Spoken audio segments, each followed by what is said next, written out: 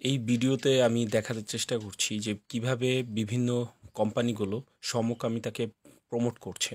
দেখেন প্যান্টিনের মতো একটা শ্যাম্পু কোম্পানি কিভাবে সমকামিতাকে আপনারা প্রমোট করছে দেখতেই পাচ্ছেন এখানে। তাছাড়া বিভিন্ন ধরনের যে ড্রিঙ্কসগুলো আছে সেই ড্রিঙ্কসের বোতলেও কিন্তু সমকামিতাকে প্রমোট করার একটা প্রচেষ্টা চলছে।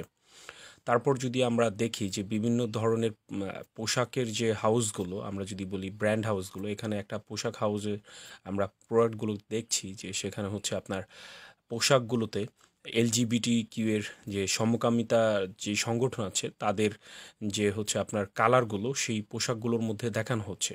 এবং এখানে আমরা যদি দেখি যে ডিজনি কি করছে, ডিজনি হচ্ছে সমকামিতাকে প্রমোট করে বিভিন্ন ধরনের কার্টুন সিরিজ তারা তৈরি করছে।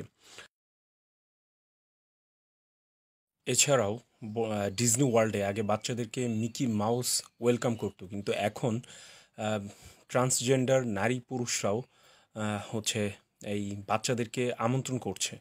সো আমরা যদি আসলে এইখানে একটা ভিডিওতে দিকে তাকাই, সেখানে দেখা যাচ্ছে যে ভিডিওতে বাচ্চাটি তার মাকে জিজ্ঞেস করে যে রাজকন্যার মুখে গোঁফ কেন। তখন তাকে বলা হয় যে এখন ছেলেরাও রাজকন্যা হচ্ছে। সো আপনি বুঝতে পারছেন যে বাচ্চাদেরকে আসলে কী ধরনের মেসেজ দেওয়া হচ্ছে। এখন একটু টিনেজারদের দিকে আসা যাক।